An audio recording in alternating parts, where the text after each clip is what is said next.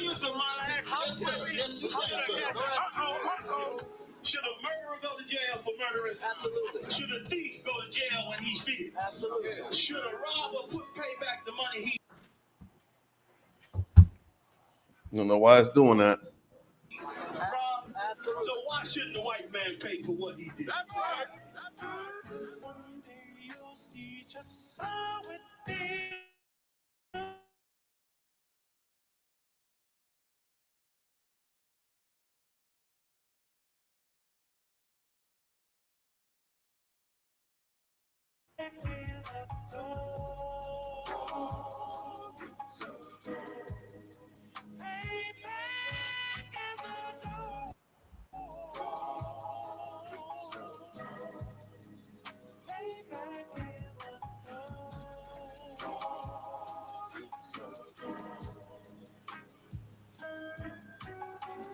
I'm in a hell of a hole, was never expected to grow. Just obstacle set in the road, that a result of me selling my soul. The story I'm telling is cold, but yet it's what everyone knows. The white man's the devil is known. America was never our home, only a place of captivity, safe facility, hating, disfigure me. They claim that I'm lazy, be killing me, maybe this slavery draining my energy. 400 years and counting, the trail of my tears is countless. The fact that I'm here is astounding, but I can't wait till this shit is surrounded. Ready to tangle my king and the angel, be ready to ride. Crack in the sky, nuclear missiles will make it official. I'm capturing every crack and surviving. Put them all in chains where they need to be, slavery for me. And let the whole world see that with them in the cages, safer in the streets. Put the dog on a leash, get resolved for the beast. 144, get the ruler show, we could all be at peace.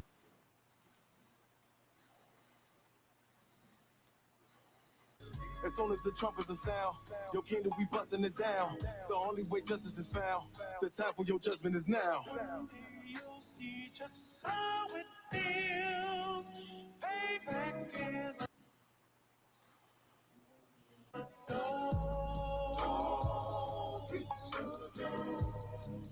payback is a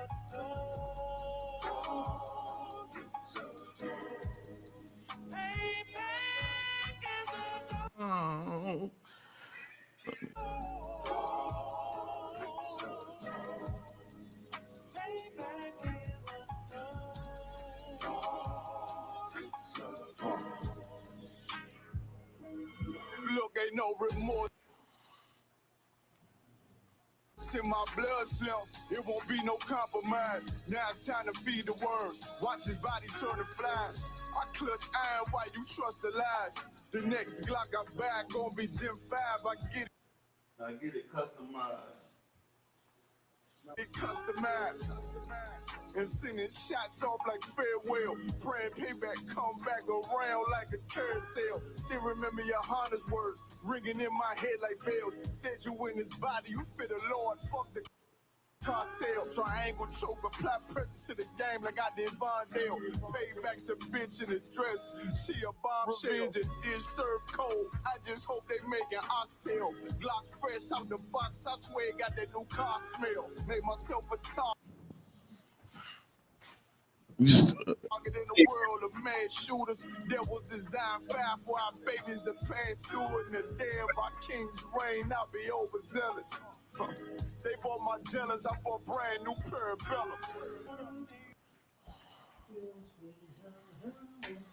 You'll see just how it feels. Payback is a dog. Payback is a dog. Oh, you got which ones?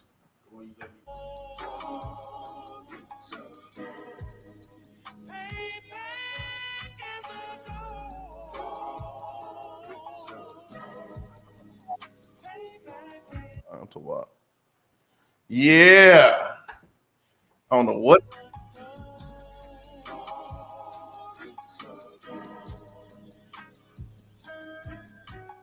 I'm in a whole other hole.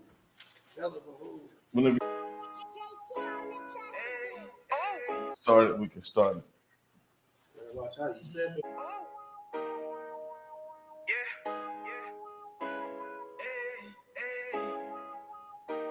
Fuck wrong with you, boy?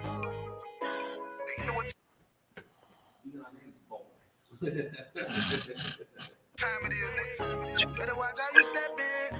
Oh. Yeah. But that was my niggas. Yeah.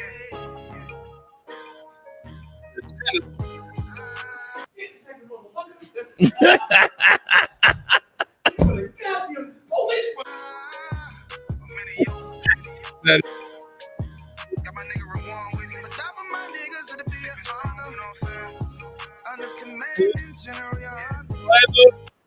That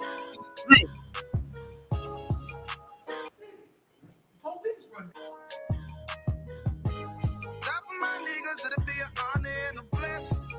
Look, hey, straight off the top, I love all of my niggas. That shit ain't gonna stop till we on Oh yeah, I guess. time when we ballin' my nigga. We be fly as fuck, you know them bitches be stalking my niggas. That shit'll never change, and it's the same with all my niggas. City to city, I should be at home. That's what my ribs say.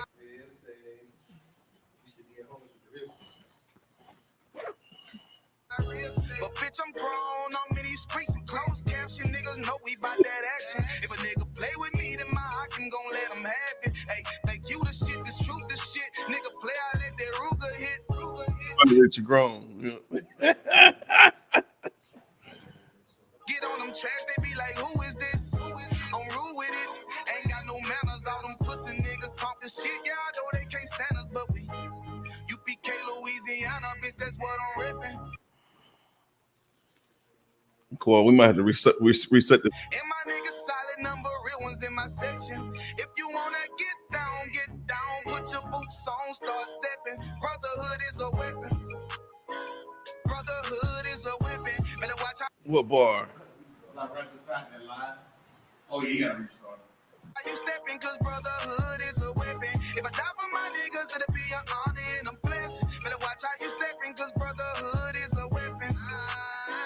Brotherhood is a weapon. Better watch out. Yo, put him on and see if they start doing this. Move around my here. How you stepping, cause brotherhood is a weapon. If I die for my niggas, it'll be an honor and a blessing. Better watch how you stepping, cause brotherhood. I lay my life down right now for all my sisters. Check. Let's make sure this sound is to up. Check. And brothers, because I love them, I see them dapping their hook.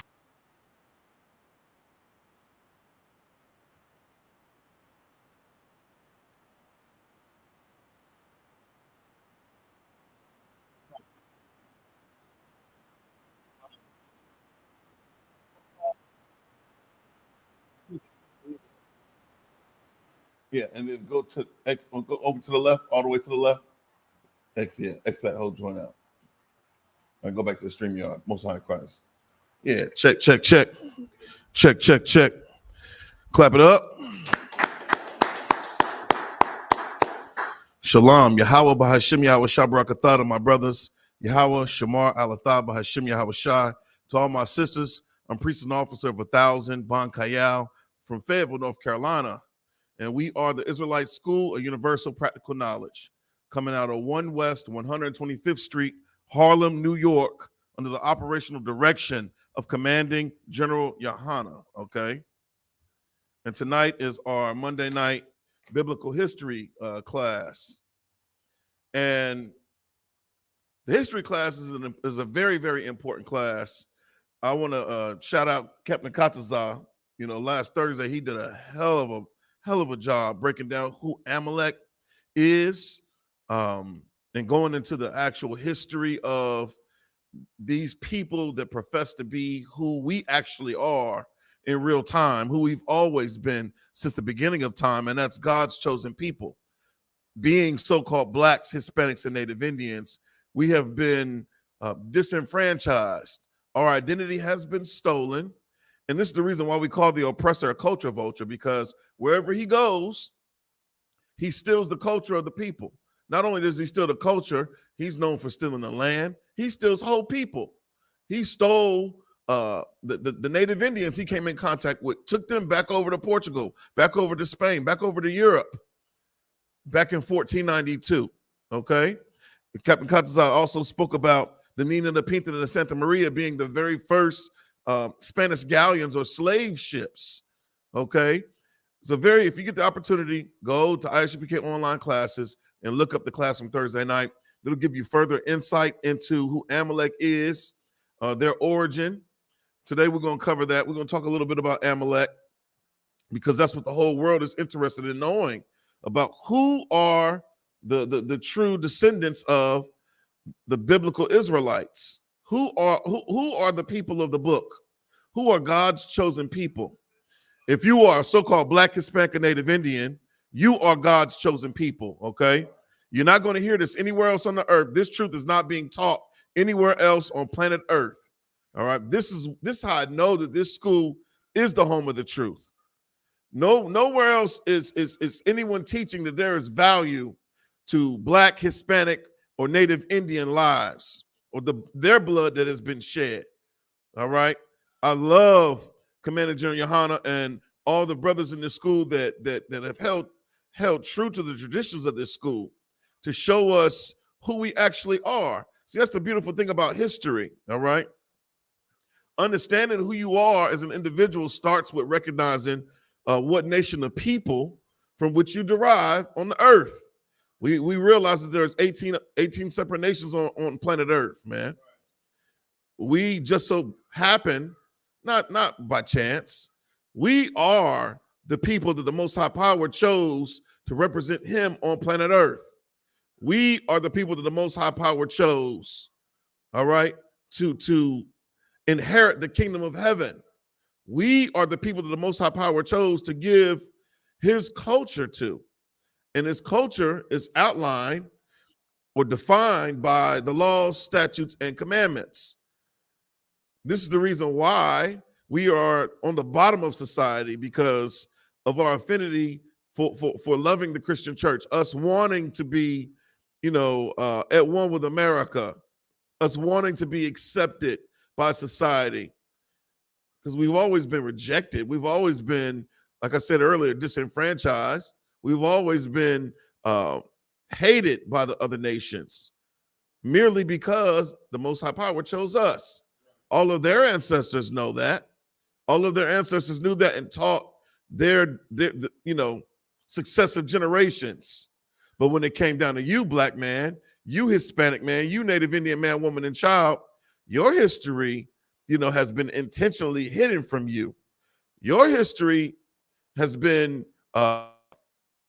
we've been misinformed. We've been miseducated. All right.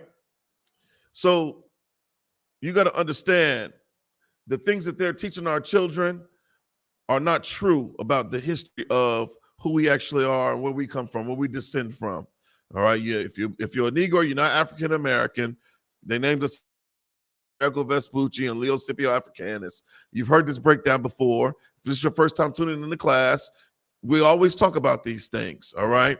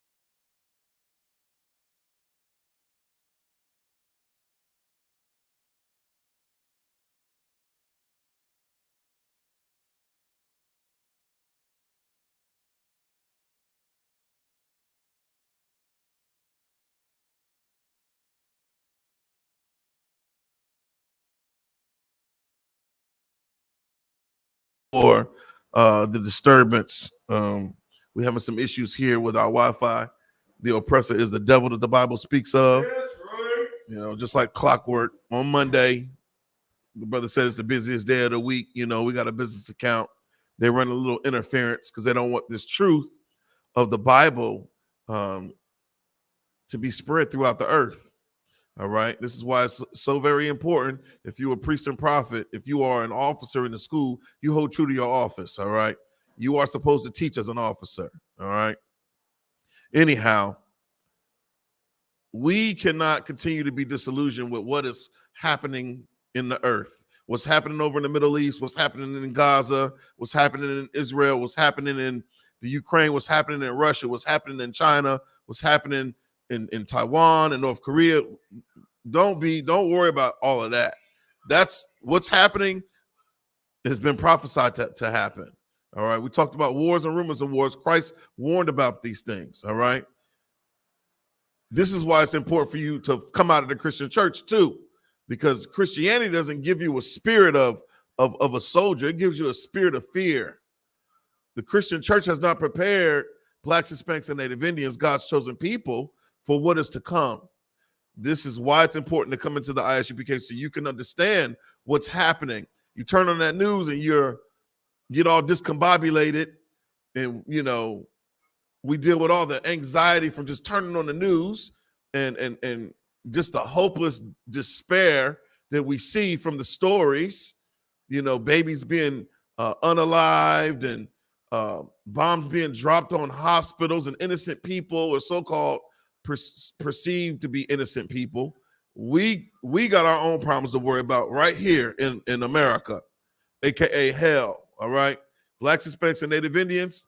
Right now is the time for us to gather ourselves together, because we are a nation that is not desired, according to Zephaniah 2:1. Okay, if you can't give me the book of Job, chapter 12, verse 12. The book of Job, chapter 12, verse 12. All right. We have to, and as I was saying before, I was interrupted by the disturbance with our Wi-Fi or with the internet. Salakia. It says we study history to gain a better understanding about these things: our identity, our ethnicity, our culture. Okay, instead of fallacy, you know, the complete belief in mysticism and that which is fantastic or fantasy, all those things that are not real, the vanity of this life. We don't focus on those things. Our focus is on the truth. And what is true is what has actually happened or transpired in real time. And the things that have transpired in real time, the Blacks, Hispanics, and Native Indians, have been recorded in the Bible. Okay. That is our history book. That is our Constitution. They said the Bible are the basic instructions before leaving Earth. This book has everything that you need. All right. If you Black, Hispanic, and Native Indian, in order for you to continue to live on the earth, in order for you to thrive and survive on planet Earth, and for your children to continue to live and thrive and survive on planet Earth, you got to get in this book. And the only place that is teaching this book in its completeness is in the I.S.U.P.K under Commander General YAHANNA. All right. So if you can't give me the book of Job, chapter 12, verse 12. It's the book of Job, chapter 12 and verse 12. With the ancient is wisdom, and in length of days understanding. With the ancient is wisdom, and in length of days understanding. What does that mean? What does that mean? With the ancient is wisdom, and in length of days understanding. This is the history class. You see that word ancient, you know, that has to do with history. That has to do with something that is aged. This is speaking about a manner of an individual. Okay, the ancient. Who would be deemed ancient amongst us within our generations? Who would be ancient? Who would be deemed ancient? Our elders, the elderly, the aging demographic. Okay, those of us that are 65 and older, they call them senior citizens. Okay, if you've ever had the honor of being in the presence of a senior citizen that's an Israelite, you know that they're full of wealth. They're a repository of wisdom. All right. In the book of Job, it is speaking about this wisdom that the elderly have based off of the length of days the Lord blessed them with. All right. They've seen many moons. They've seen many summers, more so than what you have. So you would think they would have more understanding about how to live or what to do and what not to do. Okay. These people, you know, whatever they've been doing it right because they're still here. All right. And the Lord hadn't cut their water off, you know. Anyhow, it says, with the ancient is wisdom. What is wisdom? Wisdom is what? Understanding. You know, an elder or an aged man or woman understand things more so than, you know, the younger generation. This is the beautiful thing about being born into the earth, and you have parents that care and love you. Right. Your parents have been here longer than you. They're the ones that are going to teach you or train you up in the way you should grow. Okay, so when you attain that old age, you know, you're somewhat set in your ways. All right, and you're not going to depart from those ways according to the scripture. Okay, it says, with the ancient is wisdom, and in length of days understanding. The longer you live on this earth, all right, every day you endure different experiences. Okay, but the longer you live, you have more experiences than someone that's just getting here. All right, been here, just getting here can't tell been here a damn thing. All right. So when you look at your parents, when you look at your great grandparents, you look at, you know, the elders, you should have some respect for them. You should honor them. You should hold them in high esteem. Okay, because they usually they're supposed to know better. Okay, but that hasn't been the case with respect to our elders, because our elders are stuck in the Christian church. Our elders have been disillusioned by Islam and Buddhism and Judaism as it's been taught.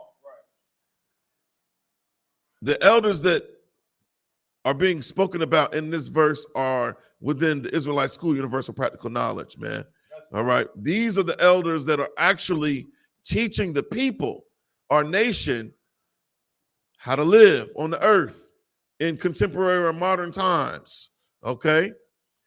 Your pastor ain't speaking about you eating pork, shrimp, crab, and lobster. But when you go get that blood work done, you got to get a real truth from your physician. Your primary care physician will tell you need to lay off that other white meat. You got to lay off that pork. Right. You don't know unless you get a shellfish allergy that you can't eat, you know, crab and lobster. Most people have somewhat of an allergy, a mild allergic reaction to eating shellfish. Some people can't even be in a room with it. Okay, they'll go into anaphylactic shock and stop breathing because of being close to these shellfish that the Most High Power said we shouldn't touch, right, and we shouldn't consume, we shouldn't eat these things. But our oppressor has us disillusioned with his way as being the only way or the right way. Just because it's white don't mean it is right, all right? That's right. So we have to establish a dependence upon learning from the elders, all right? Oftentimes our parents tell you, you know, how many of us have ever been in a situation where you're like, damn, I should listen to my mom, or I wish I listened to my father. Everybody in this room can raise their hand and attest to it to a certain degree, okay? And our children, unfortunately, well, not in the truth, because we're breaking generational curses in here. And God forbid our children follow down the same paths that we followed down in fallacy, you know, because of vanity. All right. We're teaching our children the truth so they'll know what to do and what not to do. Okay. Anyhow, we have to establish a dependence upon learning from the elders of our nation. All right. Because they're the ones that are going to tell the truth about what happened to us over the course of time. You talk to anybody that lived through the civil rights movement or you talk to anybody that's around today that was living during during the Jim Crow era, and they'll tell you about the so-called devil. They know exactly who the devil is. They know exactly who the oppressor is. But because of the lies and the gift of this disillusionment of inclusion, because of the civil rights movement, and because of Martin Luther King's dream, you know, we don't really recognize the devil as being the devil on earth. All right? And that's a problem. Okay? When you think about that term wisdom, just know that that term wisdom means ability to discern, and you have insight, okay? You have good sense. You can make appropriate judgment. I had a conversation with a person about judgment. We're not talking about punishment. You make judgments or determinations about what you're going to do from the time you wake up. Brush your teeth or not brush your teeth. You making a judgment. You're going to brush your teeth because you don't want to walk around with a yuck mouth all day. Right. All right? Tie your shoes or not tie your shoes. You're making a judgment. And it's good sense to tie your shoes, because if you don't tie your damn shoes, you're going to fall. All right? You make a judgment before you cross the street. You look both ways so you're not playing in traffic, right? Those are judgments. Not so much so punishment, okay? When you think about wisdom, just think about knowledge. What's wrong with knowing the truth? There's a burden in knowing the truth. Right. That burden is you holding yourself accountable to being obedient, to doing the right thing, having some character, having some integrity, okay? That's the burden that every brother in the I.S.U.P.K carries. Salakia. Can you read that verse one more time? This is the book of Job, chapter 12 and verse 12. With the ancient is wisdom, and in the length of days, understanding. That's right, man. Very, very important. The longer you hear, the more you should know. Ain't nothing worse than being growing old as a fool, being an old dummy. What did Red Fox used to say? What, you old fool, you big dummy? Esther used to call Red Fox an old fool all the time. That's not, you shouldn't grow old and be foolish, all right? Give me Deuteronomy 32 and 7, Baba Kashah. The book of Deuteronomy, chapter 32, verse 7. It's the book of Deuteronomy, chapter 32 and verse 7. Right. Remember the days of old. Consider the years of many generations. Ask thy father, and he will show thee, thy elders, and they will tell thee. Most High Christ. In the book of Deuteronomy, you know, one of the first 5 books of the Pentateuch, right? One of Moses' books, it says to remember the days of old. Remember the old days, the good old days, those ancient days. Remember when we were in the promised land. Remember when we walked out of Egypt. We walked through the Red Sea. Remember the Passover. You know, remember the Jim Crow South. Remember slavery. Remember the transatlantic slave trade. Remember the Middle Passage. How soon have we forgotten what has transpired with our people, with our nation, with our family over the course of recorded history? That's a problem. DeSantis and Manny Diaz in Florida, they have been on a tirade trying to get people to not focus on what has happened to God's chosen people over the course of time. They don't want you to focus on critical race theory. They don't want you to understand that what we did to you over the 400 plus years of slavery has a direct effect on your reality today in 2023. What they did to us back then, in those days of old, has a direct effect on where you live, on the money, the resources that you have access to, the mere condition of our families. All of that was affected by what they did to us in those days of old. Right. The Bible is telling us to remember those days. That's right. We can't be focusing on the present so much so as to where we forget our past, because we'll be damned to repeat it. We're not going to be able to move forward until we right those wrongs, from the days of old. It says, consider the years of many generations. You should consider what your parents went through to get you to where you are in life. You should consider what their parents, your grandparents went through to get you to where you are, wherever you are in life. Why are we living in abject poverty? Why are our families in dysfunction? Considering the years of those generations, maybe you can make a better decision than what we made in the past. That's the beauty of what we're doing in the I.S.U.P.K right now. Right. We're breaking generational curses. We're not making the same mistakes of our forefathers. We're not making the same mistakes of our ancestors. When you read about Abraham, Isaac, and Jacob, we recognize where they fell short, and we don't make those mistakes so that we can be close to our power, so that we can be recognized by the Most High as far as being obedient, okay? And so that we can render the benefit of the blessings and not the curses, all right? We're stiff-necked people. We have grown acclimated and accustomed to just being on the bottom. I'm tired of being on the bottom. I'm tired of not having the things that I need, the things that I want, the things that I desire. The Bible talks about the world being created for our sakes. The earth was created for our sakes. There is no excuse for you not to have the things that you need as an Israelite, man. That's right. All right? And it says, ask thy fathers, or ask thy father, and he will show thee. Most of our fathers are where? Locked up, dead, unalived, or in jail, right. Strung out on crack. Right. Goddamn the opioid epidemic. What about what the so-called oppressor pushed in our communities? What made the ghetto was crack cocaine, was heroin. Those are the things that decimated our communities. It's the reason why our communities look like war zones.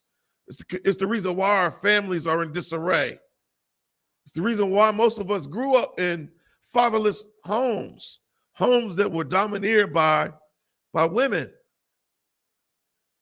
that had too much dip on their chip.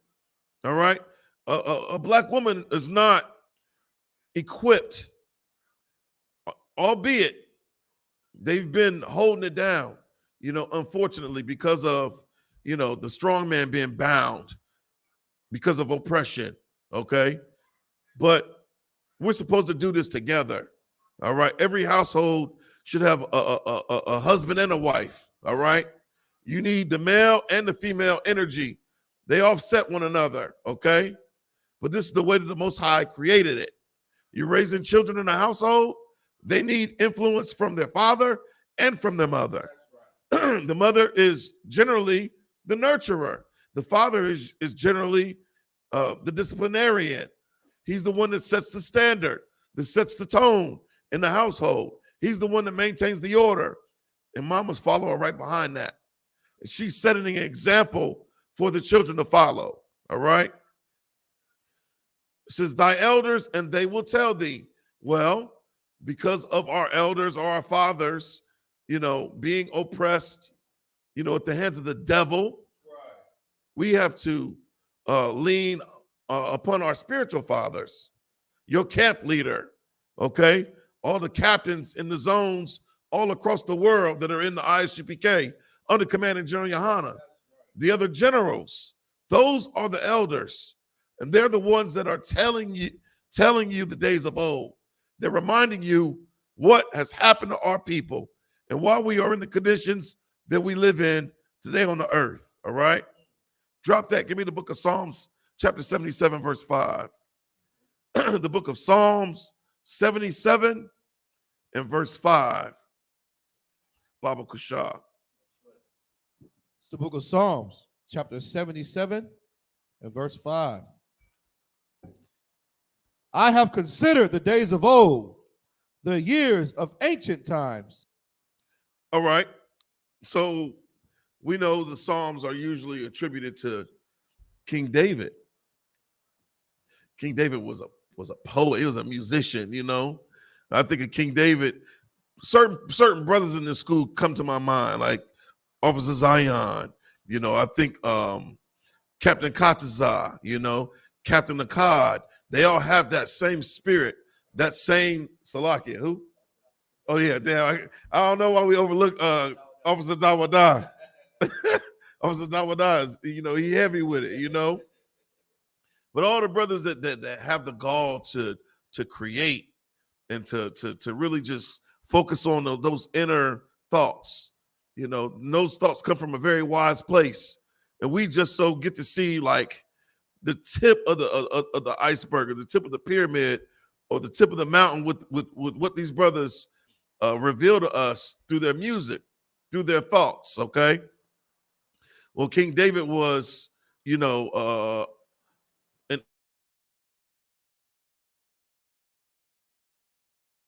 introspective thinker. Okay, this is mine on exalted things. He focused on where he stood with the Most High Power. He was consumed with his position in the sight of the Lord, and that's how we have to be as being God's chosen people, Blacks, Hispanics, and Native Indians. We need to be focused on how the Most High feels about us. All right, as King David, you know, was enthralled by that. Can you imagine? You know, where would we be without his writings, without the Psalms? Where would we be? All right. So if you can't read that one more time, Salakia. This is the book of Psalms, chapter 77 and verse 5. Right. I have considered the days of old. So David said, I've considered the days of old. All right. I've taken those days, those ancient days, into consideration. Like us in the I.S.U.P.K. We're planning for the Passover right now. All right. We haven't forgotten, you know, the bondage that we endured when we were in Egypt under Pharaoh, that hard bondage that we had to, you know, endure. We couldn't even worship our God. We couldn't even worship our power at one point in time in history. Now in America, you have what they call that freedom of religion. And you still don't give a damn about the days of old. You still don't give a damn about the Most High Power, the God of Israel. You know, we don't care. And that's a problem. This is the reason. This explains everything about our current status in the earth. All right. It says, I have considered the days of old, because of him being so considerate, him being so thoughtful, him being so reflective. The Most High Power gave him the kingdom. The Most High Power allowed YAHANNA to come from the root of David, to come from the seed of David. Jesus Christ is the descendant of King David. If you are a so-called Negro, you have that same blood coursing through your veins. If you're a Judite, all right? Consider the days of old, the years of ancient times, all of the time. I hate to keep using transpire, okay? But you think about the timeline of us, our existence on planet Earth, and all the oppression, all the burdens that we borne in this place, man. We were enslaved in Egypt. Where else were we enslaved? Oh man, Rome, You said Rome, Babylon, America. You know, the Assyrian captivity. It's so many different. Just about every other nation had a hand in enslaving God's chosen people, right? Aren't you tired of being enslaved? If you Black, Hispanic, or Native Indian, I mean, focus on what makes us great at our lowest. The nations look to us. We set the trends. We set the tone of what is cool, or what is trendy, or what is fashionable. The earth watches us.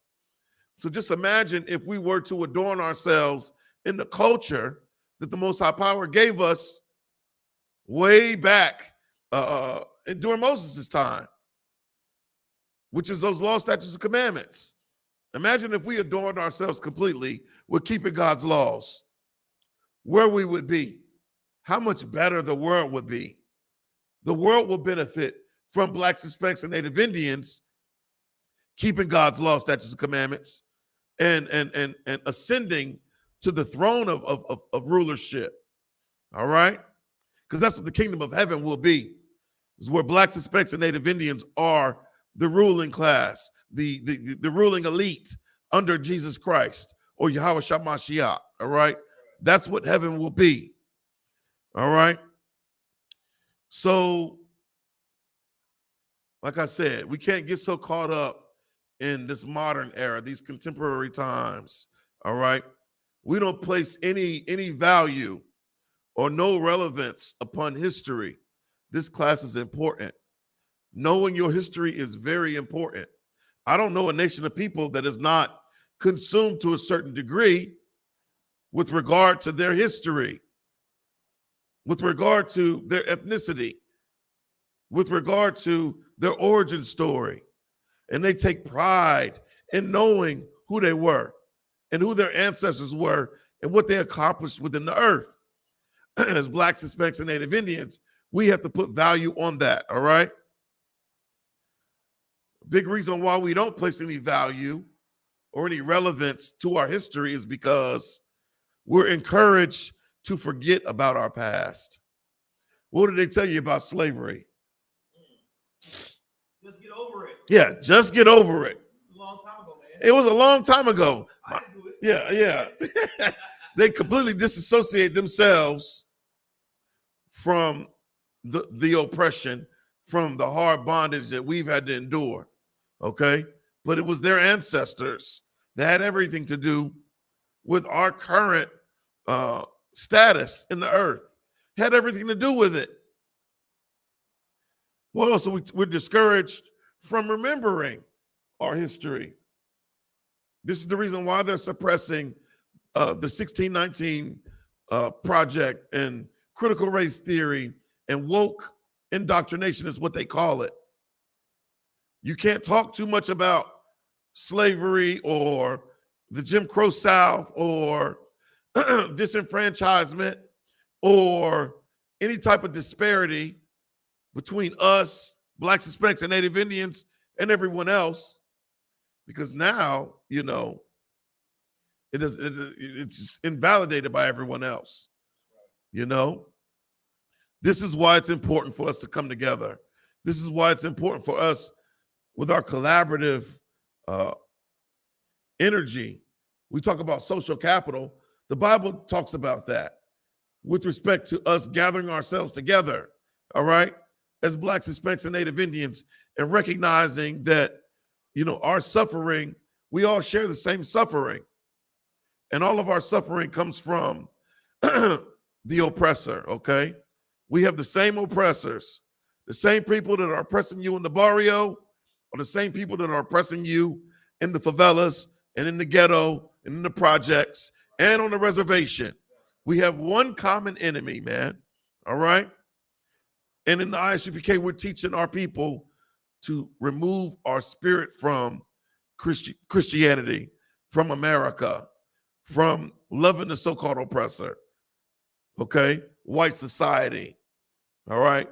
We got to look at that with disgust, okay? Because none of those things have ever had any love for Blacks, Hispanics, and Native Indians, all right? So for a long time, you know, before coming into this truth, I didn't think that there was a concerted effort by other nations to suppress the truth about my identity, to suppress the truth about the lost 12 tribes of the nation of Israel. But there actually is, and we read it all the time in the prayers. Was it the 83rd Psalms? Yeah, Psalms 83, we read about the nations being confederate against the nation of Israel and them working together in the subtle manner that they do to bring the name of Israel to no more remembrance. This is the reason why we identify with being African Americans And we identify with being called Puerto Ricans and Dominicans and Cubans and Haitians and Native Americans, okay? We can no longer subscribe to those terms, those labels, all right? You have to come into the I.S.U.P.K so that you can understand who you are according to who your father was, all right? We have a 12 tribes chart. The elders have done the research in identifying geographically where the lost 12 tribes were scattered all throughout the earth, all right? And we are the only place that is trying to gather, those 12 tribes back together, all right, as one nation, all right? And we got to remember that the other nations know exactly who you are. So when you walk into that Chinese shop to get your full wings and fried rice, just know that Mei Ling knows who you are. She knows that you are her future master. She knows that. This is the reason why she's going to probably try to put some oyster sauce in your fried rice. Because that's against the law. You're eating oyster sauce, you're breaking the law, statutes, and commandments. Okay? You going into that smoke shop to buy those blunt wraps, those backwoods, to buy that vape, to buy that hookah. Ishmael knows who you are. He knows. I have conversations with him all the time when I go into these little gas stations, these little corner stores. They know who their forefather is. They identify Ishmael as being their progenitor. They also know who you are. They know you're not an African. They know that. Blacks, Hispanics, and Native Indians, we have to come to that realization, all right? Read that scripture one more time. Kanawakan, this is the book of Psalms, chapter 77, verse 5. I have considered the days of old, right? The years of ancient times. I've considered the days of old and the years of ancient times. That's what we're doing right now. Go ahead. What got a couple check-ins. You know what I'm saying? Go a couple shout-outs. We got young man Kenny in the building. Shout out to Kenny. What up? Christ. Trooper Kodar, as usual, in the building. Brother Reggie. What up, Reggie? You know what I'm saying? Officer Zion, of course, in the building. Trooper Warriala. What's going on, brother? Officer Athania, holding it down, checking in. Sister Nara in the building. Trooper Darash in the building. You know what I'm saying? Trooper Officer Awubah in the building. Right. Yeah, man. And then Kodar says they want us to believe our history started in America. That's a fact. Right. It started in America as a slave. Right. They want you to believe in that whole roots thing, that Kunta Kinte. Right. They want you to believe you're an African booty scratcher, man. Right. And that's not who we are. Salakia. Sister Nara said they are not teaching the children in school accurate occurrences in respect to our history. We have to do it. That sister sound like she educated. You know, big words. Hey, good night. Tone it down a little bit now. Give them a hand. Oh man, yeah. Shout out to Sister Nara and my rib. They just had their little. Well, I ain't gonna say they little, but the homecoming at Fayetteville State. You know what I'm saying? You can't say that we're ignorant at all. Black women, are some of the most educated people on planet Earth, man. And I'm proud of my sisters, straight up and down. All right, give me the book of 2 Thessalonians. But before we do that, let's talk about Amalek. Let's go into Amalek, because we got to understand who has been chiefly oppressing us. Okay, we talk about Amalek, and we're going to see that he's a descendant of Esau. Okay, when we talk about Esau, Esau is the progenitor of the Edomites. Okay, the so-called Caucasian, the so-called white man. All right, and this is the truth. This is the fact about their identity, their nationality. Okay, their ethnicity begins with Esau. Just like ours, as blacks, Hispanics, and Native Indians, our progenitor is Jacob. All right. Jacob had 12 sons. His name was changed to Israel. He became the progenitor or the forefather of the nations of the 12 tribes of the nation of Israel. Salakia. To what? No, yeah, go. We're gonna go to Amalek. Pull the Amalek up real quick.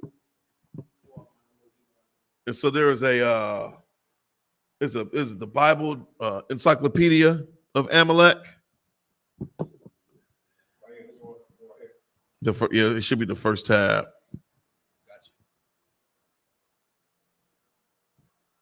Yeah, Amalek in the Bible, right? What does it say? It says Amalek, okay? Starting off an ancient. Oh, hold on, brother. Let me add this to the so the brothers and sisters at home can see. Yeah, Most High in Christ. Add that on there real quick, y'all. Hold on 1 second. No, I'm a little slow. Yeah, we the Israelite School, Universal Practical Knowledge, man. And we teaching the truth, the whole truth, and nothing but the truth about the Bible. There we go. To God's chosen people, the so-called blacks, Hispanics, and Native Indians. If you're not black, Hispanic, and Native Indian, this ain't for you. Right.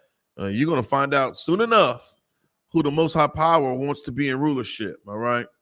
Because you rule long enough. You're the reason why the earth is in disarray. You're the reason why the waterways are polluted. You're the reason why there is no order in any of your treasure cities. Crime is on the rise, you know. That's because you don't have the law. You don't hold yourself accountable to keeping the laws. You had the gall to put Donald Trump at the highest seat of any office in the world. And he is one of the most corrupt devils, you know, to ever walk the face of the earth. You think about Donald Trump, like, you don't think, you know, benevolence. You don't think, oh, this is a law-abiding, upstanding citizen.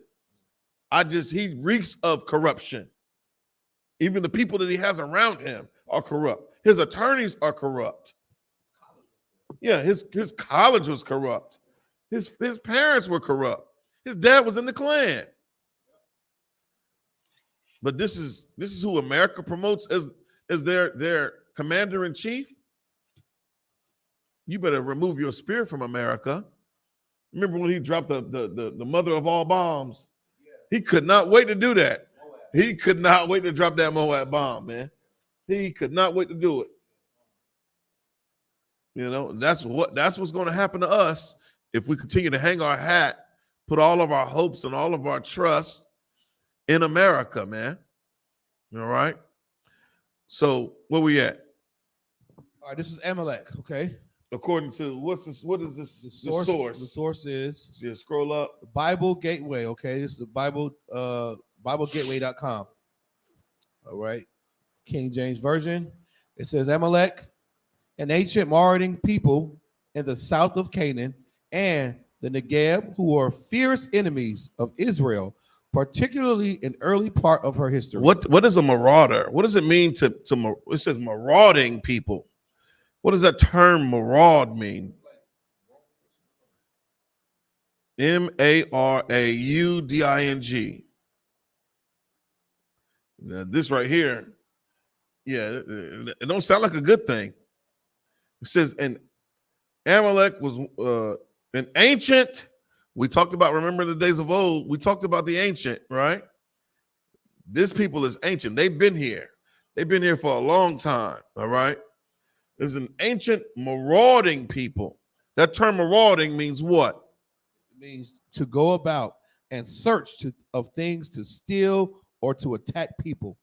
Good night. Going about in search of things to steal or people to attack. Now, why the hell would you want to go about looking for things to steal or people to attack? If you're a vagabond. If you're a what? A vagabond and a thief, then that's your whole life. Who was called a vagabond and a thief? Oh, Esau. Good night, man. Good night. We talked about Cain, right? Cain, a fugitive from justice, literally. You know, this was a marauding people, all right, in the south of Canaan and the Negev, who were fierce enemies of Israel, of so-called blacks, Hispanics, and Native Indians. What I know about enemies is that rarely do they bury the hatchet. All right. When you got two warring people, two warring nations, two warring groups of people, they continue to be at odds with one another. They never really get over their alt or those offenses, those ancient offenses. Okay. They never quite forget. They never quite bury the hatchet. Okay. Keep reading. Kind of early history. Amalek was one of the sons of Eliphaz and a grandson of Esau. There's a grandson of who? Eliphaz and a grandson of Esau. So Esau had a son, his son Eliphaz, and through Eliphaz, he had grandchildren, okay? And Amalek was one of those grandchildren, okay? He was born to Eliphaz by his concubine Timnah. So they gave us some scriptures there, right? You can find this in Genesis chapter 36 and 15 and 16, 1 Chronicles 1 and 36. And he was born to Eliphaz by his concubine Timnah, which you can find that in Genesis chapter 36, verse 12. Right. So when you go into Genesis, the 36th chapter, it talks about the lineage of Esau. We kind of touched on that. I believe we touched on that last week or a week before that. We're getting into who Esau is and, you know, just the origin of his hatred for the nation of Israel, okay? And it says what? Okay. He was one of the tribal chiefs of Edom. It was a tribal who? Tribal chief of Edom. Yeah, so he was a tribal chief of Edom, meaning that he was in leadership. One of the chief tribes, one of the head tribes of the Edomites, okay? And he is the chief tribe of Edom with respect to oppressing so-called blacks, Hispanics, and Native Indians today. All right, keep reading. There is an earlier reference to the word Amalek in Genesis 14 and 7, where Kedorlaomer, right, in 1900 BC, and his associate kings subdued, among others, all the country of Amalekites. Right. Which reference need not be taken as an anachronism, but is to be understood as possibly a different Amalek. Right. Or better, that the term is used to identify the land which later became the home of the Amalekite descendants of Esau. In Numbers 24 and 20, Balaam prophesied Amalek was the first of the nations, but in the end he shall come to destruction. So when we talked about Amalek being an ancient marauding group of people, it just says that he was the first of the nations. What does that mean? What does it mean when they say Amalek was the first of the nations? Kevin Kotzau was talking about this. Saying like, man, there's only 18 nations on the face of the earth. He's one of the originals, right? And then when you think about the story of Jacob and Esau and that prophecy of the elder serving the younger, you know, he is essentially, you know, the first of the nations. Right. All right, keep reading. But in the end, what? But in the end, he shall come to destruction. So we're talking about a descendant of Esau, a chief leader of the Edomites. When we talk about white society, you got to understand this Bible is a living book. All the people that are mentioned in this book, there are some nations that were wiped off the face of the earth. But there are nations that are still, they have living descendants of these people that are mentioned in this Bible today, all right? If you are a so-called black, Hispanic, or Native Indian, all right, First Nations people, you're God's chosen people, and you are a very ancient people. You come from a very ancient bloodline. You are the royalty that the Most High Power chose and selected to rule over the entire earth, including these people here. So when it talks about, and in the end, he shall come to destruction, that's when we step in, okay, as the rulers of the earth, all right? What's that one scripture?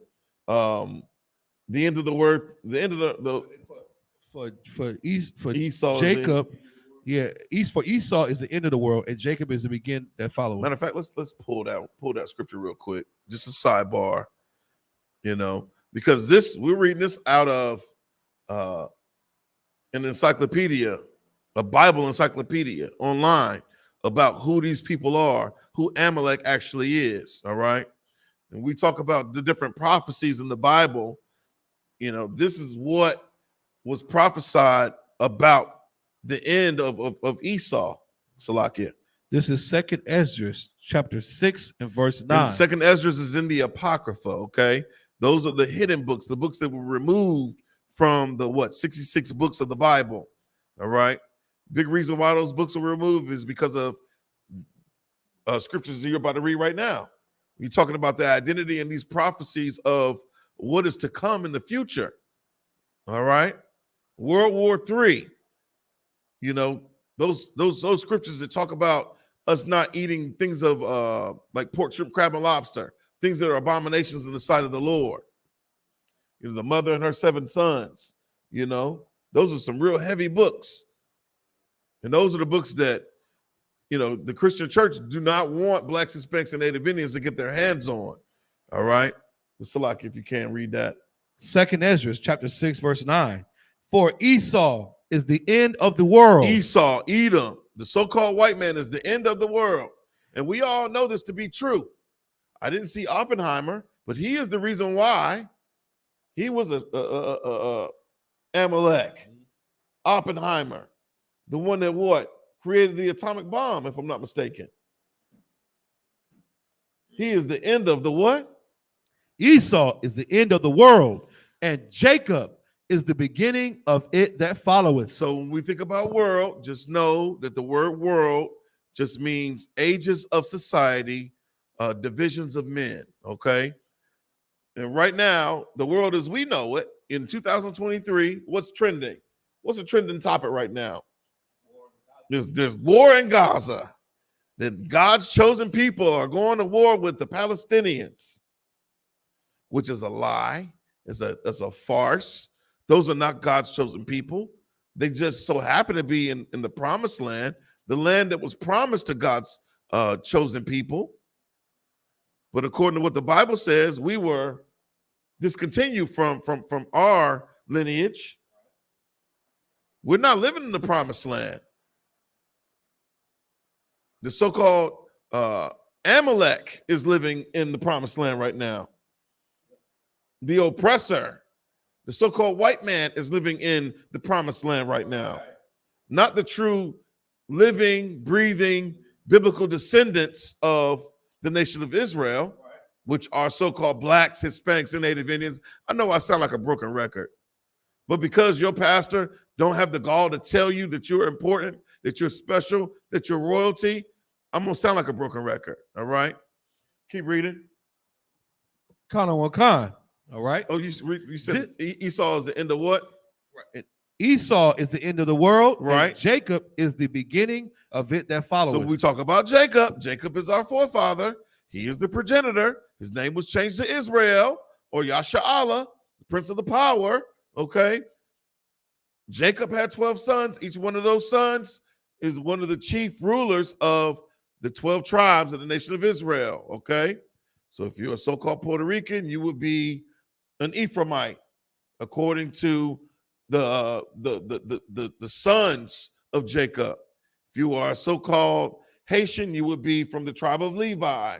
If you are a West Indian, you would be from the tribe of Benjamin, okay? If you're Dominican, you would be from the tribe of Simeon. If you're a so-called Negro, you will be from the tribe of Judah, okay? Which is so-called oppressor, all of them claim to be from the tribe of Judah. Nobody's from Gad. Nobody's from Manasseh. Nobody's from Naphtali.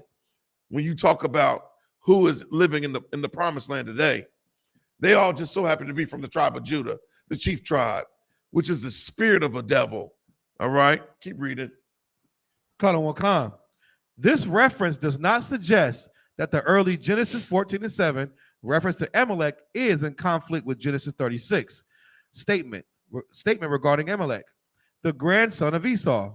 Rather, in Numbers 24:20, Amalek as first is to be understood as it is being the first among the nations to attack Israel in her Exodus experiences. Number And two. we all understand what happened in the Exodus. You think about why we celebrate the Passover annually, okay? It's a very, very important time period in our history. You starting to reflect on those ancient times, those days of old, remembering those days of old. We got to reflect on what the hell happened to us when we were coming out of Egypt under the harsh bondage of Pharaoh. We got to remember that. Remember who we came in contact with and what they did to us unprovoked. Let's go there. Exodus 17 and 8. Let's go to the book of Exodus, chapter 17 and 8. Book of Exodus, chapter 17 and verse 8. Then came Amalek and fought with Israel and with them. And Moses said unto Joshua, choose us out men and go out, fight with Amalek. Tomorrow I will stand on the top of the hill with the rod of the Most High in mine hand. Right. So we were at war with Amalek when we came out of bondage in Egypt. We are in no condition to fight a war. We're just sojourning. We're traveling. We're trying to get to, the promised land, right? But now we got these devils. We just had enemies with Pharaoh and the Egyptians, those filthy Hamites, all right? And now we come out of the land of Egypt and we have to deal with Amalek. And for what? What is the beef? Where's the beef? What do we have? Why y'all got smoke with us? It was unprovoked. They didn't have a reason. Same reason why we're hated today. Outside of the fact that the Lord chose us, outside of the fact that the Lord is with us, Is that it on that? Just talk about how they had to hold Moses' hands up. Yeah, I remember that was an interesting story. You get the opportunity to keep reading that, and you'll see how Moses and the Israelites went to war with Amalek. Okay, and this is really interesting how they had to hold his arms up in order to win that to overcome. Salakia. What does the other verse it says? Numbers 14 and 45. Let's go there. Book of Numbers, chapter 14, verse 45. Book of Numbers, chapter 14 and verse 45. Then the Amalekites came down, and the Canaanites which dwelt in that hill, and smote them, and discomfited them, even unto Hamorah.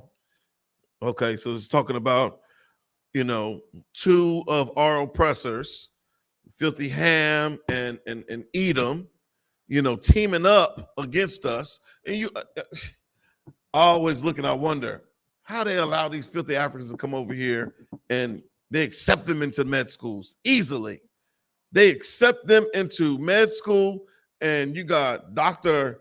Ojo or Oluwatosin or whatever. Dr. Imechukwu is your physician. Salakia Adawan. Go ahead, sir. Salakia.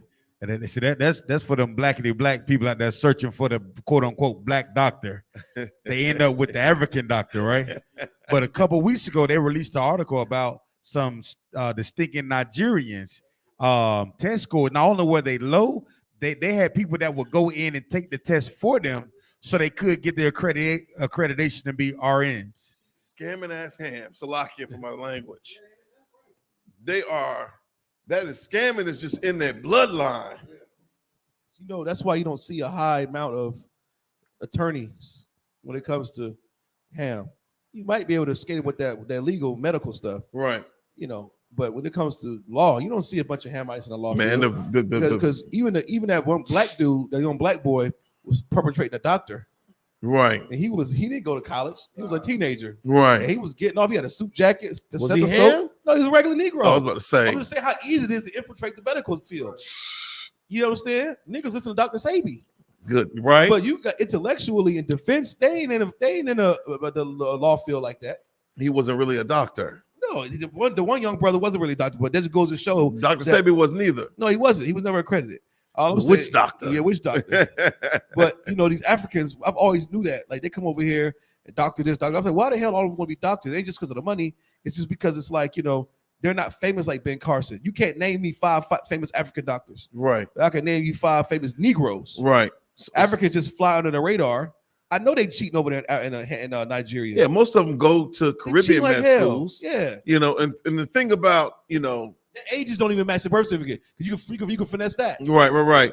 So the thing about, you know, the American system when it comes down to you wanting to become a physician, they tell you got to go through, graduate high school, and then go to undergrad. Most Hamites, they don't go to an undergraduate degree program. They don't get a bachelor's degree. They go straight to med school based off of them, you know, based off of their high school education, because they're learning organic chemistry. They're learning molecular biology.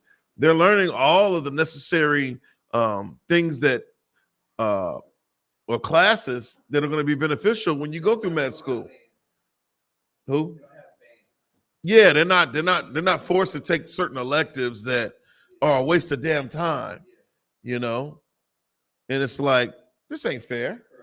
Yeah, and it's like, it's crazy because, you know, one of my it was a friend at one point in time. I watched that whole process of them becoming a physician, you know, and most of them are going to the Caribbean med schools. They're not getting accepted into, as far as the so-called Negro is concerned, we got to go to where our people are. We got to go into the Caribbean. We got to go to American University, okay? But the so-called Hamite, they can come over here and go to Duke University med school or UNC Chapel Hill med school and get accepted. This alliance is as old as time. This is a very ancient thing for them to accept Ham, the so-called oppressor. He will accept Ham before he will accept you. So-called black man, so-called Negro, you know? All right, keep reading. Number 2, territory. Amalekites, as a nomadic desert tribe, moved in the area from the Sinaitic region and the steep land of the Negev in South Canaan, south of Beersheba, over east to include the Arab region, north of Elath and Ezion, Geber, and possibly the more interior Arabia. You can see this. Oh, go ahead. Yeah, so you're just getting some context information with respect to their geographical locations according to the Bible. All right, and they got some precepts to help you understand their location according to, you know, what the Bible conveys as where they were positioned in the earth. All right, scroll up. Go on. Yeah, let's get to Amalek and Israel. Amalek and Israel. All right. A, in the wilderness wanderings, Exodus chapter 17. Right. This describes Israel's first encounter with the wandering Amalekites at Rephidim, a place between the wilderness and Sin, and the wilderness of Sinai. You can find this in Exodus 17:1 and 19:2. Right. At which the Israelites camped in their Exodus journey from Egypt. At this place, following the Amalekite attack, Israel defeated her enemy. Exodus chapter 17:8 and through 16. Concerning further harassment, Moses recounts how in Israel's journey from Egypt, Amalek, with no fear of the Most High, attacked their rear guard and cut off those who became physically weak. This is the Deuteronomy chapter 25. Moses goes on to command for this wicked treatment of it. Let's go there. Deuteronomy 25. 17. Yeah, Deuteronomy 25, Salakia. We're going to go there. I know we're bouncing around, but this is a class, and you're going to learn. We're getting into this book. We're going to turn some pages tonight. Deuteronomy 25 and 17. The book of Deuteronomy, chapter 25, verse 17. Remember what Amalek did unto thee by the way, when ye were come forth out of Egypt. I wonder what Amalek did. Verse 8. I wonder what, there's that word again, remember. You know, to remember, to be reflective, to think back about what actually happened in real time. There's no crime in you doing that. You shouldn't feel guilty about remembering what happened to your people over the course of history. Black man, Hispanic man, Native Indian man, woman, and child. Every other nation on earth does it. When are you going to start to care about your people? When are we going to start to care about what happened to our ancestors? Read that again. Khan. Remember what Amalek did unto thee by the way when ye were come forth out of Egypt. Verse 18. How he met thee by the way, Right. and smote the hindmost of thee, even all that were feeble behind thee, when thou wast faint and weary. And he feared not the Most High. He's a coward. He is an absolute coward. Amalek is the reason why they say, oh, you're going to kick a man while he down? You're going to stab a man in the back? You're going to shoot a man in the back? That's Amalek. That's what he did to our people. Who do you think was behind? It wasn't the young and the able-bodied in the caravan. It was the one, the elder, our elders. And this is crazy because we have a responsibility to honor our father and our mother. We have a responsibility to care for our elderly. That's our obligation as Israelites. That ain't our custom to throw them in a damn nursing home. That's Edom. That's the so-called oppressor's custom. All right. We're supposed to take care of our own the way that they care for us, because we are a nurturing people. All right. He did what? Khan. Therefore it shall be when the Most High thy power have given thee rest. Have given thee rest from all thy enemies round about in the land which the Most High power giveth thee for inheritance to possess it, that thou shalt blot out the remembrance of Amalek from under heaven. Thou shalt not forget it. The Bible says that we shall not forget what the hell Amalek did. And we should hold Amalek accountable for what he did way back then as we were leaving Egypt. So all this talk about us forgetting slavery, all this talk about us what? Getting over it, being a long time ago. The Bible says that we should never forget it. Who's lying? Me or whoever's telling you that you should get over it, that you should forget about it? It's usually an oppressor that's telling you to not focus on what actually happened to your people. You know, some dumb Christian black woman, you know, who's disillusioned with the idea of inclusion, thinking that she's going to gain acceptance and entry into heaven. Her whole entire life, she praying to a white Messiah. And the whole time, the so-called white man's been oppressing her and all of her ancestors. I mean, make it make sense. When are we going to snap out of the dream? We're going to snap out of Martin Luther King's dream. All right, is that it on that? Now we'll go back to that article. Yeah, at 8:30, we're going to hit these videos. All right, let's go down to that Amalek's unrelenting and destructive spirit and action against the Most High and the cause of his people Israel was heinous to the Lord is seen later in the reminder to Saul concerning these wilderness incidents in the Most High's commands that the king is to destroy these gods defying Amalekites. So the thing about Amalek is just he didn't have beef with, you know, God's chosen people solely. His issue was with the Most High. His issue was with the Most High power. Now, as a mere man, what makes you think you can be averse or in opposition to Yahweh, to the Most High? What makes you think that?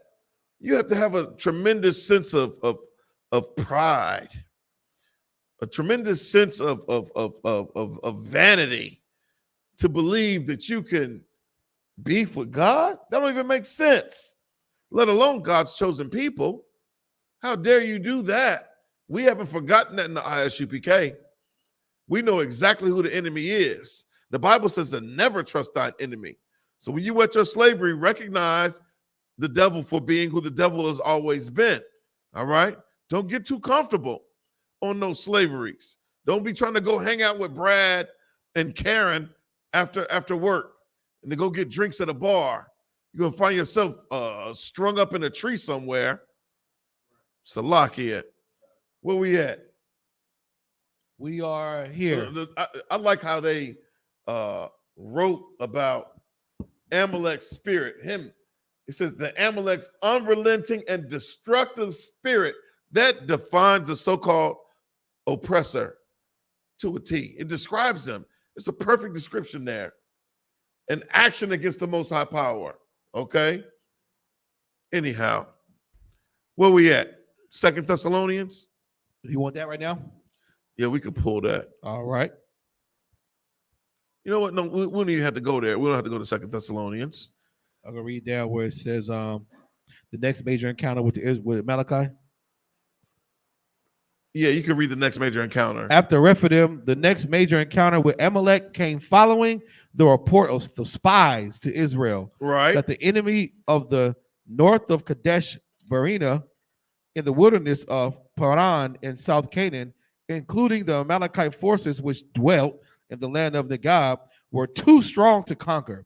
Despite the pleadings of Caleb and Joshua to the contrary, Israel rebelled when the Most High Power in judgment withdrew his hand of blessing and ordered them to go back south into the wilderness.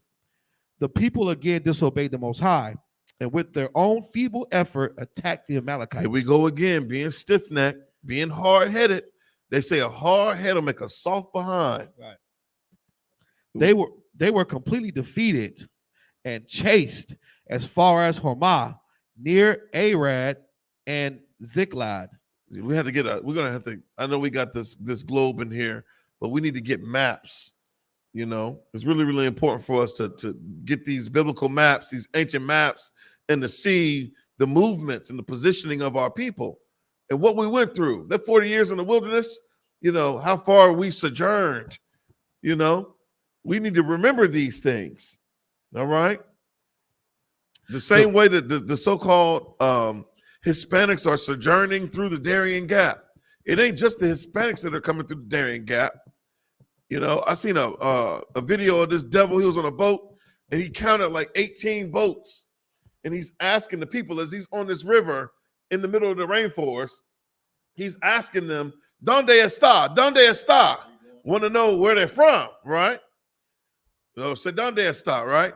And the people are saying China. The people are saying India. The people are saying Africa. They're not saying they're from South America. Right. They're not saying they're from Mexico. Right. They're not saying they're from the Caribbean. These are absolute foreigners. Those are the true illegal aliens. Half of Chinatown is illegal. It's ridiculous. Half of them. More than half. But they create. Captain Isupk always talking about that book, you know, this is Lucifer, what is it, Lucifer Files, Lucifer Chronicles, or what have you? Yeah, where they create an enemy where there was no enemy. That's the spirit of Amalek. Right. He takes on our identity and he knows who we are, but he calls us anti-Semitic when we profess to be Semitic. Right. We're the actual people. You know, you talk about identity theft. Right. Oh, THAWADAH, brother. And his hoodie is hoodieing. You know what I'm saying? Salakia. Drop that. Let's go to Revelation 2:9 and hold that. All right. Hold Revelation 2:9. And I also want to talk about the spirit of Amalek. I'm going to show you in real time the spirit of our oppressor, okay? And, you know, he's got the same tricks. He does the same thing over and over again to different nations, to the different nations on earth. But when it comes down to bombs being dropped over the Palestinians, don't feel no type of way. It's been happening to Blacks, Hispanics, and Native Indians. It's been happening. We talk about bombs being dropped over Baghdad. Those bombs have been being dropped over our communities, all right? as God's chosen people. And we got 3 separate instances, 3 separate accounts that we're going to show you right now tonight. All right. If you can, let's do the oldest first. Go to the Tulsa, Oklahoma. We're all familiar with the race riots of what, 1920, 1921 in Tulsa, Oklahoma, right? In the Greenwood section, what they call Black Wall Street, last year the theme for Passover was Return to Black Wall Street, all right? And we were emphasizing the importance of the Black Wall Street in Durham, North Carolina. It's a little known fact. Most people don't even know about Black Wall Street in Durham. I had AP American history classes, and they didn't even talk about Black Wall Street in my own state when I was in high school. It's a sham what our children are learning in the public school system. You're not getting a real education. You got to come sit in these classrooms in the Israelite School, Universal Practical Knowledge, to get the truth according to what happened actually in history. All right? Most High in Christ. This is the Battle of Tulsa. It's going to talk about, it's kind of long, but we'll pause. We'll pause through it. Yeah. 100 years ago, on the morning of June 1st, 1921, the African-American district of Greenwood in Tulsa, Oklahoma, was the scene of one of America's worst race riots. And it was the first time in history that an American city was bombed from the air. Until then, First time in history that an American city was bombed from the air. And an American city, you talk about domestic terrorism. We have been terrorized by our own government, by our own oppressors, okay? By the leadership of America, man. And that's another class in itself. We're going to talk about the history of the Ku Klux Klan. Yeah, that's wild. Look how orderly. Yeah, all the cars look nice and clean, you know. Ain't no trash on the street. Good night, man. You don't see no fiends on the street. I don't see no drug dealers. I don't see no women scantily clad on the street. You know, ain't no line for no damn soup kitchen. That was the financial district of Greenwood. Keep reading. I mean, Shalakia. Who? Greenwood had been the most prosperous, wealthy, and well-educated African-American community in the whole of the United States. Over 10,000 citizens lived in an area of 35 city blocks and comprised nearly 1/7 of the population of all Tulsa. 1/7. The area was so wealthy, it was known as Black Wall Street. Besides homes, it had bakers, butchers, grocers, department stores, 20 churches, 2 of its own newspapers, several schools, a library, a 700-seat movie theater, and even a hospital. The attack was launched that day by the Ku Klux Klan. You heard what they said. All the things that were established, you know, when we were left alone, and when we didn't have the so-called oppressor sticking his nose into our business. We didn't have Amalek oppressing us. He was still oppressing us, but we realized and recognized the value in us gathering ourselves together. We recognize the value of a collaborative effort in us, you know, adhering to the laws of social capital, recognizing who your brother is, and investing in him, spending your money with him or with her. That's what we did in the 20s. This is before the Great Depression, the 1920s, man.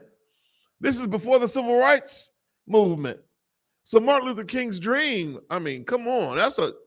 We didn't even need that. All we needed to do was be left alone by the oppressor. That's it. You can continue playing the video. It's a lock here. Klan, which had only recently established itself in the city. By fanning the flames of racism, the organization had grown to over 3,200 members. Deeply jealous of Greenwood's wealth and success, they set themselves to the task of destroying the African American community. They were deeply jealous of how prosperous we had become by depending upon one another. We weren't venturing into the other side of town to spend our money with the so-called oppressor.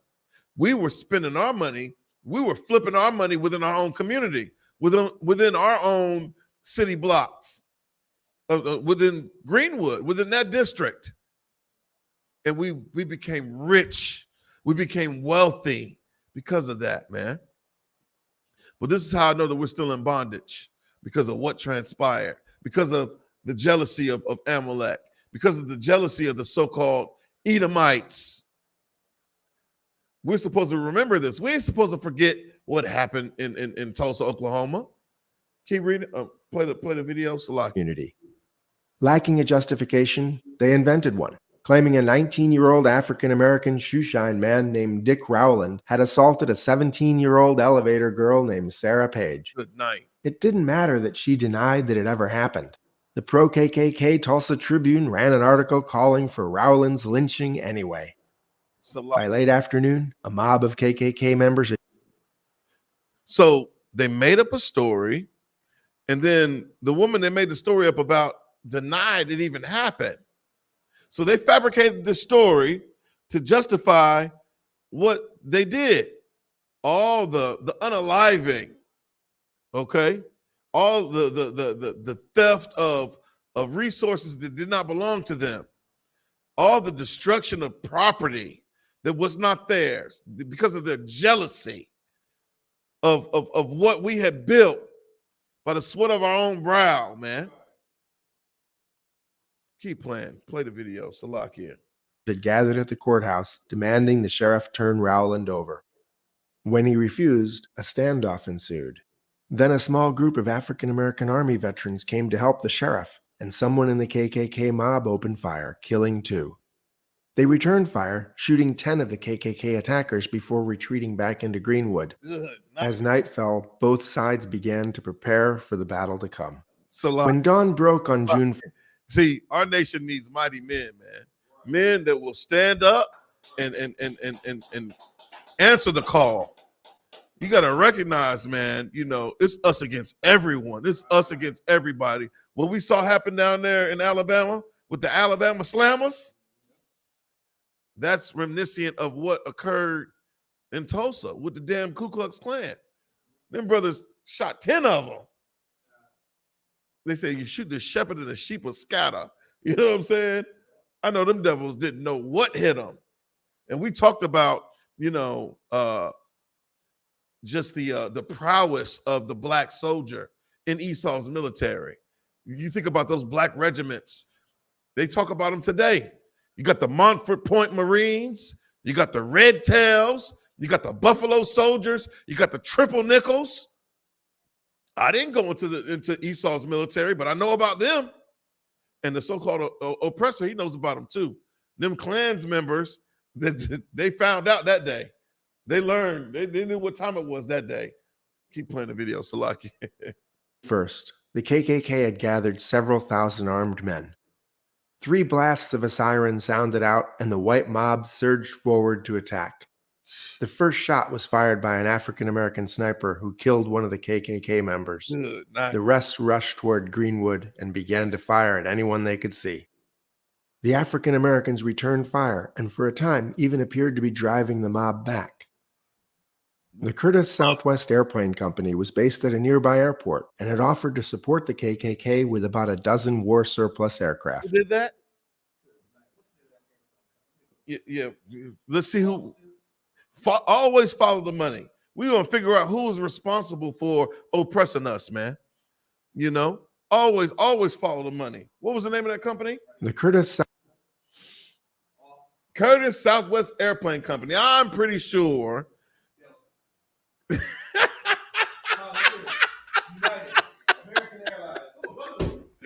I was designed to say that's Delta Airlines. It probably is. Somebody do the research at home, man.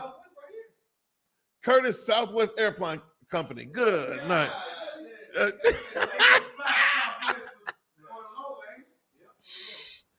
Ain't that wicked and evil?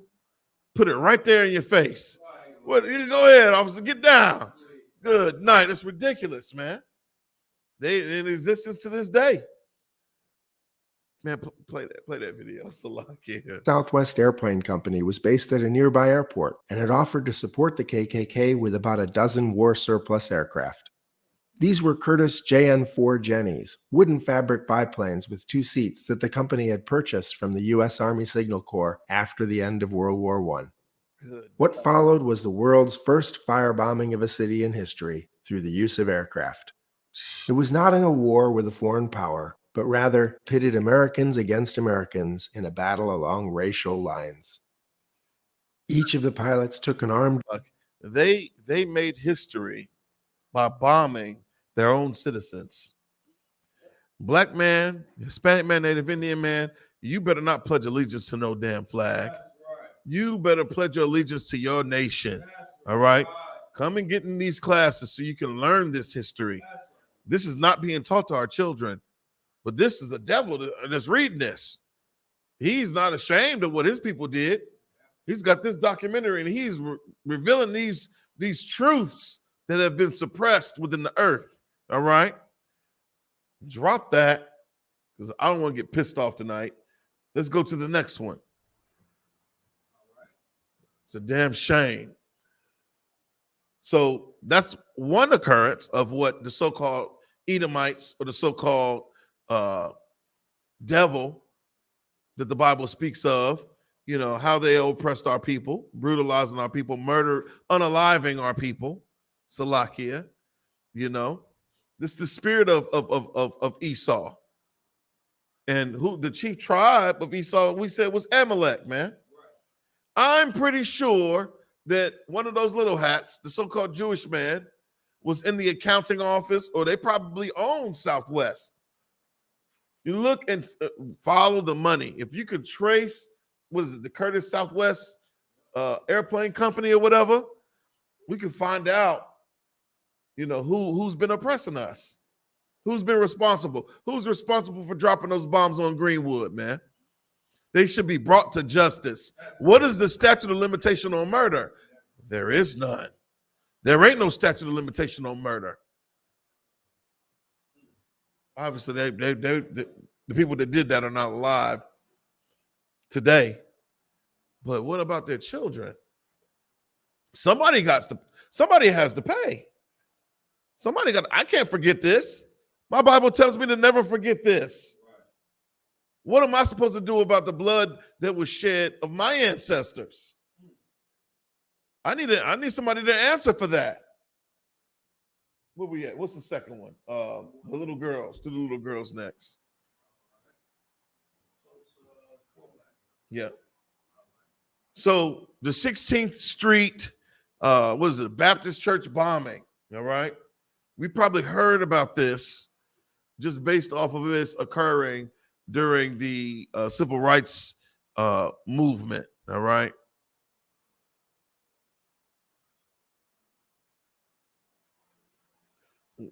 Any of those tabs that we had, Kowal, you can close them out just so we don't have close that one out too. And what is that? You can close that one out. Close that one out. There you go. Play that one right there. Most High in Christ. And it should play just once you hit. Yeah. We in here talking about not believing the status quo. You know, they're talking about the bombs that are being dropped on Palestine. They've been dropping bombs on Black, Hispanic, and Native Indian communities. They dropped bombs. The first account of domestic terrorism was in Greenwood, Oklahoma, in Tulsa, in the Greenwood district of Tulsa, man. They destroyed our Black Wall Street, dropping dynamite from a damn biplane, man. It's ridiculous. This is the oppression that so-called Blacks, Hispanics, and Native Indians have grown so accustomed to over the course of time. This is American history. You could play the video, brother. We kind of pressed for time, so yeah. It was the oldest Black church in Birmingham, and it was fairly large. And so it made sense that meetings would happen there, which would also make it a target. On Sunday morning, September 15th, it was Youth Day. right after Sunday school. Addie Mae Collins, Carol Robinson, Denise McNair, and Cynthia Wesley are getting ready to go into the choir. I remember Addie. He said that it was Youth Day. You know how churches are. We're real well, the churches are real prideful about promoting their events. Everybody in the community knew that it was Youth Day. This is the spirit of Amalek. Yeah. They see the flyers. They know the talk. You know, the grapevine. You know, everybody talking. They got Youth Day down at that black church, down at 16th Street Baptist Church. We look back to Amalek and what he did and who he attacked. It was the elderly. It was the young. This is as old as Andrew Jackson, you know, cutting the unborn child out of that Native Indian woman and smashing the baby's head on the rocks, on nearby rocks. Who would do that? Who would think to want to attack a child, man? It was Youth Day. That is evil. That is Satan personified at its finest. That's something that Satan would do. That's something that a devil would do. We wouldn't even attempt to do that. We're not going to attempt to attack your children. But that's the spirit of the devil. That's the spirit of the so-called oppressor. That's the spirit of white society. Salakia, continue playing the video. That was closest to Addie. We would go to church picnics. Addie and I just gravitated to each other.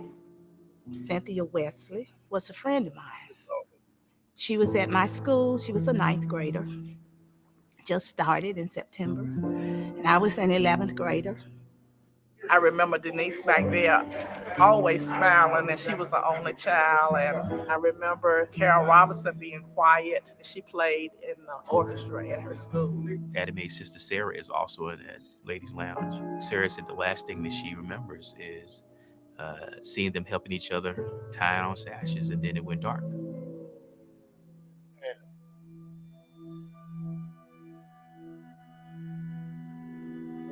We're talking about an explosion that reverberates through the entire city of Birmingham. Everybody heard it. I was at South Illerton Baptist Church, and our pastor was shifting kind of nervously across the room and said he had received word that 16th Street Baptist Church had been bombed. I was in Sunday school class. The building seemed like it was shaking off its foundation. Fumes, smelling fumes, and getting hit in the head. I couldn't find my younger sister. Only later to find out that she was taken to the hospital. She was only 4. She was cut in the head, blood dripping down her clothes and down her face. Reverend John Cross comes down after the explosion to go into the hole and hears moaning. My father heard somebody saying, Addie, Addie, and he realized that Sarah was calling her sister's name because that's the last voices that she heard before the explosion occurred. They find the bodies, and they're almost literally stacked on top of each other. He said they looked like they had been blown together. It devastated me. It was just so painful to know that these girls were killed at church. They had not done anything to deserve something like that. Salakia, there is no safety in the Christian church, all right?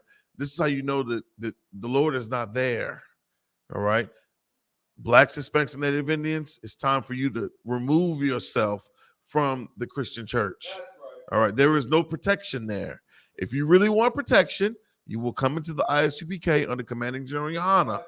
These are safe spaces for Blacks, Hispanics, and Native Indians. All right, the Lord is here. The Lord dwells within this school, man. All right, drop that. I can't watch no more of that. Go to the next one. You know, you just think about your babies. You think about you're doing something that you think the Lord is going to acknowledge. You think that by doing this, you're going to get closer to the Most High Power. Youth Day, it was on a Sunday, was it not? You in the church think you worshiping the Lord on the day of the sun. This is the oppressor's culture. Christianity is white supremacy, man. It's May the 13th. lies of white society. All right. Christianity, it has nothing to do with recognizing God's chosen at all. All right. Is that it on that? You got the, yeah, do the move, and then we're going to go into 2 Thessalonians. Yeah. In 1985, Philadelphia, the cradle of American independence and freedom, a police helicopter drops a bomb on a group of activists advocating the return to nature and the end of capitalism, known as I want y'all to see the bomb. independence and freedom.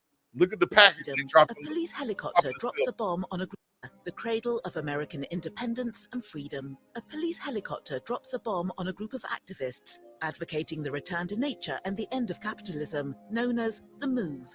That day, 11 people were killed, including 5 children. The whole block looked like like we were in a war zone, you know? I mean, it was terrible. Ever held accountable, charged for murdering our family, and trust me, it is murder. It wasn't an accident. 36 years later, the police of Philadelphia still deny this version of events. A look back at a forgotten story in Revisited on France 24 and France24.com. And that's crazy. To this very day, they don't even want to be held accountable for them doing that. And you see, they didn't just destroy that one house that they dropped the bomb on. It was 16 other houses. Can you imagine that? Go ahead, brother. Salaki. Salaki, if I may. You got Trooper Kodar said, all America know is the damn Holocaust and 9/11. He's so right about that. They don't even know about these. finna know World War III. That's right. It's like, if I may. Go ahead, Adawan. What year was this? What was that year? You remember what year that was, Kawhi? 85? It was like 85, right? I believe so. 87, I think it was something like that. If you go to that tab right there, that third tab. 1985. Yeah. So us running around asking for body cams does what? Nothing. When this was recorded in 85. Right. This was recorded in 85. We seen what happened to Rodney King. All these video images that we have of the atrocities that we face as a nation of people. And it's like we're still we're requesting more images of our suffering, as it's like it's going to change how we treat each other. You understand? Right. If that's an image of somebody harming my brother or sister and I really valued them, right? I should be stuck with the conclusion that something has to be done for that to never happen again. You understand? Right. But us asking for camera footage does what? We've seen Keith Scott. We've seen George Floyd. Right. You understand? There are tons of evidence. Ahmaud Arbery. When we talk about our brothers and sisters that are recorded and face their end from the oppressor, here we are still asking for more images, soon to be 2024. The images is something that's not going to help us. Helping us is us getting back to the image of the Lord. You understand? And that's keeping the law, statutes, and commandments. You understand? Right. That's the image we should be searching for. That's right. That's it. Not the body cam footage, not the camera footage, not the B-roll. Right. But the Most High's image is what we should be searching after. That's right. Because the Christian church will never tell you his image is order, which is law, statutes, and commandments. Right. Which is what you see and hear. You know, this is the reason why brothers is averse to wanting to come into the school, because of America promotes liberation and freedom and pursue your happiness. But in here, we're about order. You can't do what the hell you want in here. You're going to be held to that standard of God's law, statutes, and commandments, as Adawan was saying, man. Give me 2 Thessalonians chapter 2, verses 3 through 4. Yeah, I'm going to wrap this thing up. 2 Thessalonians chapter 2, verse 3. Chapter 2, verses 3. Right. Let no man deceive you by any means. Yeah. Who is trying to deceive blacks, Hispanics, and Native Indians into believing that they are what? Anything other than God's chosen people. Amalek, the so-called oppressor, the so-called white man, white society. They have devalued God's chosen people, all right? At every facet. This is the reason why when you see us in movies, Denzel didn't get a Grammy until he played Lonzo. Well, not a Grammy, an Oscar. He didn't get an Oscar until he played Lonzo in what? Training Day. You know? A crooked behind police officer. You know? They paint us as being these thugs, as being these gangsters, as being these unalivers. When in all actuality, that's the spirit of who they are. They're the ones taking indecent liberties with women that are unwilling, with children, with animals. That's the culture of the so-called oppressor. That's not Black, Hispanic, or Native Indian culture. That ain't what we do. All right? Read it. Kana wakan. Let no man deceive you by any means. Right. For that day shall not come, except there come a falling away first. Stop believing that the people that they're promoting as being God's chosen are the people that are God's chosen. They are not. God's chosen people are the so-called Negroes, the so-called Latinos, and the so-called First Nations peoples. Right. Those are God's chosen people. And we were scattered all over the earth, all right? We're not living in Israel, and they damn sure ain't living in Palestine, okay? Both of those groups are heathens. Both of those people or nations are Gentiles. God don't know them. God don't love them. God did not choose them. But God chose you, Black man, Hispanic man, Native Indian man, woman, and child. Keep reading. Kanawakan. For that day shall not come, except there come a falling away first. Right. And that man of sin be revealed, the son of perdition. Yeah, who is the son of perdition, right? So what's really interesting about this, what is perdition? What does the term perdition mean? And I know a lot of people are torn right now. Do we advocate for Palestine or do we support Israel, right? Neither. We support neither. Right. You support YAHANNA, man. Right. You need to be reflective and supportive of what's happening in your own community because they've been dropping bombs on our communities. They've been blowing up churches in our communities, man. All right? If you're Black, Hispanic, and Native Indian, right now is the time for us to gather ourselves together and to not focus on whatever the hell is happening over in Israel right now. The Lord is allowing that to happen. I pray they continue to bomb Israel and Palestine to piss. That's my prayer. That's a special prayer. My prayers are a little different than yours. All right. Perdition, the definition of perdition, a state of eternal punishment and damnation. Who is that? Who has been relegated to that position on the earth?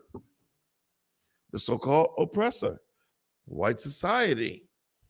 Esau, his descendants, Amalek. That is the son of perdition. All right? Drop that. Give me Revelations 2:9. Salakia. Let's knock this out real quick. The book of Revelations, chapter 2, verse 9. The book of Revelations, chapter 2, and verses 9. I know thy works and tribulation and poverty, but thou art rich. And I know the blasphemy of them which say they are Jews and are not. The Most High Power, he knows what you're going through, Black man, Hispanic man, Native Indian man, woman, and child. He knows what we went through in those ancient times to contemporary times or modern times. All of the labor, toil, and exertion and effort all the drudgery, all the grinding that you have to do from day to day on these slaveries with these stupid oppressors, man. The Most High Power knows. He knows what we're going through. But he says what? And I know the blasphemy of them which say they are Jews and are not. That's reckless abandon, man. They're lying about who they are. But are the synagogue of Satan. They are the church of Satan. That's what the Bible says about Amalek, who is Esau, who is Edom, who is the so-called oppressor, who is so-called the white man, who is white society, all right? Hollywood, give me 3 and 9. Viacom, Hollywood, Metro-Goldwyn-Mayer, all of the music companies that are out. Yeah, go ahead, Salakia. Revelation chapter 3, verse 9. Behold, I will make them of the synagogue of Satan, which say they are Jews and are not. They claim to be Jews. They claim to be Ashkenazi Jews, Khazarian Jews, Orthodox Jews, conservative Jews, Reconstructionist Jews, Unorthodox Reform Jews, Ethiopian Jews, Messianic Jews. But do lie. They lie. They lie about who they are. They lie about their origin. They lie about who you are. They lie about your origin story. You got to understand, if you Black, Hispanic, or Native Indian, our forefathers are Abraham, Isaac, and Jacob. We are God's chosen. Nobody else. Israel only, man. That's my time with the Israelite School of Universal Practical Knowledge, coming out of 1 West, 125th Street, Harlem, New York, under Commanding General YAHANNA. And I'm going to pass the class off to Priest and Officer of 1,000, Kowal Bon YAHAWADAH, man, to read the I.S.U.P.K security announcements. Good night.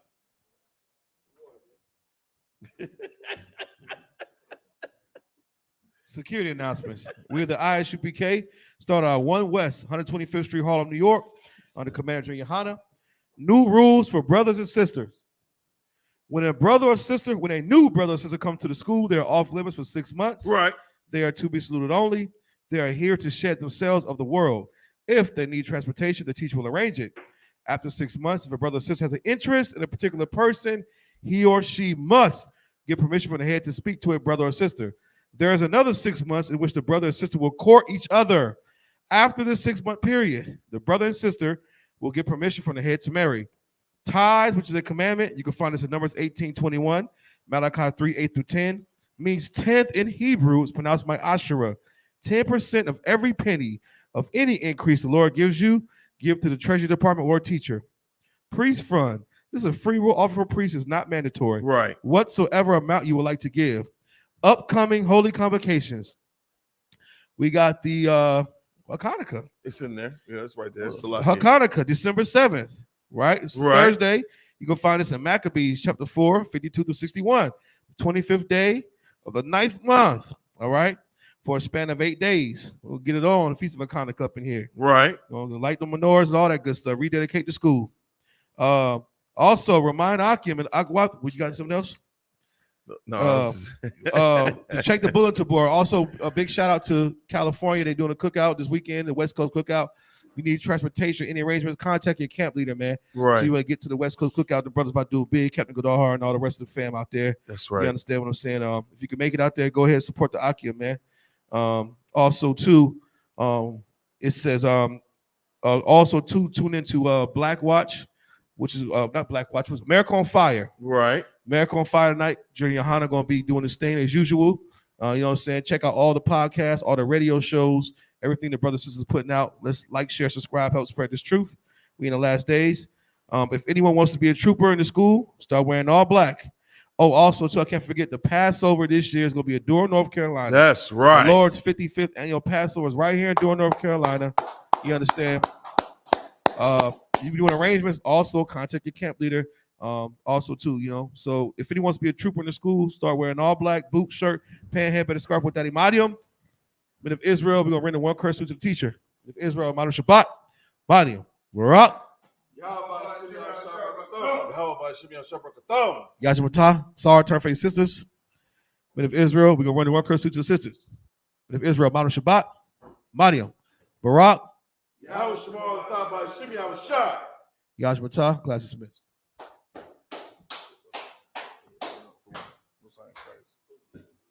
Great point. You got map candles for the cockpit. We need to get them now.